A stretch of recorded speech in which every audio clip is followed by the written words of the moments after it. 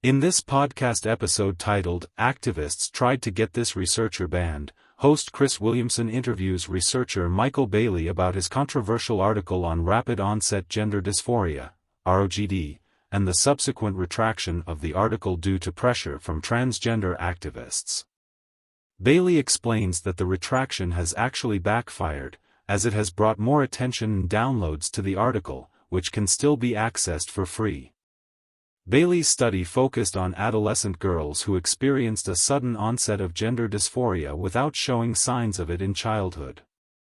He found that these girls often had pre-existing mental health issues and were influenced by peers and gender specialists to transition. While Bailey suggests that rapid onset gender dysphoria is a real phenomenon, he emphasizes the need for further research to fully understand it. He also suggests that the increase in transgender identification may be due to increased acceptance or social contagion, and highlights the importance of being aware of potential trade-offs and the influence of attitudes on individual choices. Bailey discusses the denial of biological differences between men and women by some activists, pointing out that these differences contribute to the increased susceptibility to rapid-onset gender dysphoria in girls. He plans to conduct a larger study in collaboration with other experts to gather more detailed evidence and follow participants over time to understand the outcomes of transitioning. Moving on to other research, Bailey mentions that in the past, most female-to-male transgender individuals transitioned as adults and were primarily attracted to women, although some were attracted to men.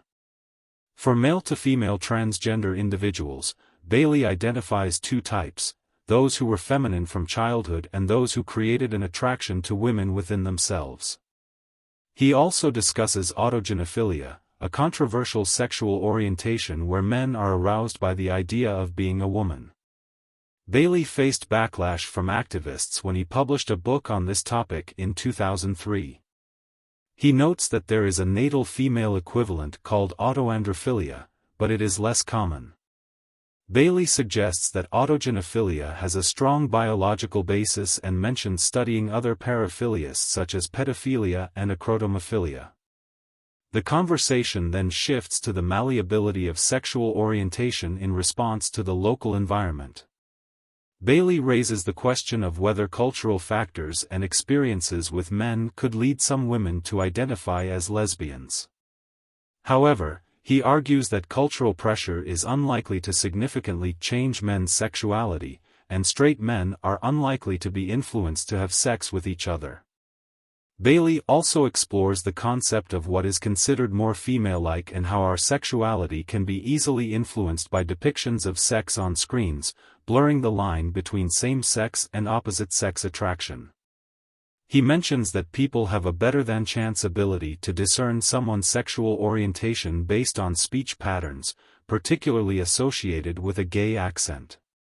Bailey suggests that being gay may even be a competitive advantage in certain fields, such as online commentary. The discussion concludes with Bailey acknowledging that mate value is a complex topic, with differences between what men and women find attractive. He emphasizes the importance of both male-female interactions and academic freedom, as the culture continues to change. Bailey invites listeners to find his papers on Google Scholar or ResearchGate or to email him at his university address. In summary, this podcast episode delves into the controversy surrounding Michael Bailey's retracted article on rapid-onset gender dysphoria and explores various aspects of sexual orientation, transgender identities, and the influence of cultural factors on sexuality. Bailey emphasizes the need for further research and understanding while highlighting the importance of academic freedom and open dialogue.